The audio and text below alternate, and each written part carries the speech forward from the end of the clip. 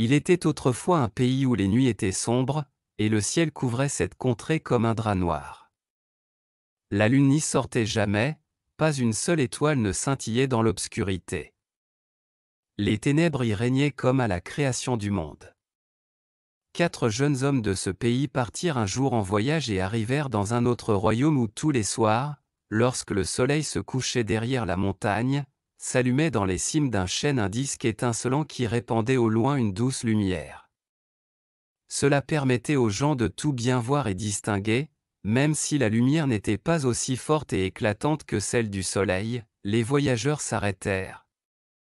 Et abasourdis, demandèrent au paysan qui passait par là avec son chariot quelle était cette lumière. « C'est la lune », répondit le paysan.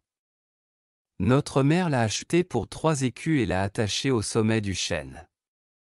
Tous les jours il doit y rajouter de l'huile et bien la nettoyer pour qu'elle brille comme il faut. Nous lui payons ce service 1 écu chacun. » Le paysan partit en cahotant, et l'un des jeunes hommes siffla, « Une telle lampe nous serait bien utile chez nous. Nous avons un chêne aussi grand que celui-ci, nous pourrions l'y accrocher. Quel plaisir de ne plus marcher en tâtonnant, savez-vous ce que nous allons faire » lança le deuxième. Nous irons chercher un cheval et une charrette et nous emporterons la lune avec nous. Ils n'auront qu'à s'en acheter une autre. Je sais bien grimper, dit le troisième, je la décrocherai. Le quatrième trouva un cheval et une charrette et le troisième grimpa sur l'arbre. Il fit un trou dans le disque lumineux, passa une corde à travers le trou et fit descendre la lune. Dès que la lune étincelante fut dans la charrette, ils lui passèrent une couverture pour que personne ne s'aperçoive du vol. Ils transportèrent la lune sans encombre jusque dans leur pays et l'accrochèrent sur le haut chêne. Et tout le monde se réjouit, les jeunes et les vieux, de cette nouvelle lampe dont la lumière pâle se répandait dans les champs et dans les prés, et jusque dans les cuisines et les chambrettes. Des grottes dans la montagne sortirent des lutins et des petits génies en petits manteaux rouges et ils se mirent à danser la ronde dans les prés. Notre quatuor de voyageurs prit la lune en charge. Il ajoutait de l'huile, nettoyait la mèche et percevait pour leur travail 1 écu par semaine.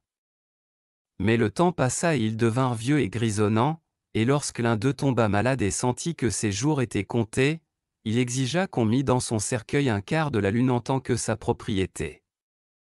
Après sa mort, le maire grimpa sur l'arbre, découpa 1/4 de la lune avec des ciseaux de jardinier et on le mit dans le cercueil du défunt. La lune perdit un peu de son éclat, mais pour le moment cela ne se voyait pas trop. Quelque temps après, le deuxième décéda, on l'enterra avec le 2e quart de la lune. Et la lumière baissa un peu plus. Et elle faiblit encore lorsque le 3e mourut et emporta, lui aussi, son quart de lune avec lui. Et dès qu'ils enterrèrent le 4e, l'obscurité totale d'autrefois envahit à nouveau tout le pays. Et chaque fois que les gens sortaient de chez eux sans leur lanterne, ils se cognaient les uns aux autres. Or, les 4 quarts de la lune se rejoignirent sous la terre, là, où depuis toujours l'obscurité régnait. Les morts, très étonnés d'y voir de nouveau, se réveillaient. La lumière de la lune était suffisante car leurs yeux avaient perdu l'habitude et n'auraient pu supporter l'éclat du soleil. Ils se levèrent, les uns après les autres, et tous se mirent à faire la fête de nouveau, comme ils en avaient l'habitude autrefois. Les uns jouèrent aux cartes, d'autres allèrent danser et d'autres encore partirent à l'auberge, commandèrent du vin, se saoulèrent, se donnèrent du bon temps, puis se disputèrent et finirent par attraper des bâtons. Et ce fut la bagarre. Et quelle bagarre et quel tapage! Le vacarme était tel qu'il parvint jusqu'au ciel. Saint Pierre, qui surveille la porte d'entrée du paradis, pensa qu'une révolte avait éclaté aux enfers. Il appela l'armée céleste pour repousser l'odieux ennemi et ses complices pour le cas où il voudrait attaquer la demeure des défunts.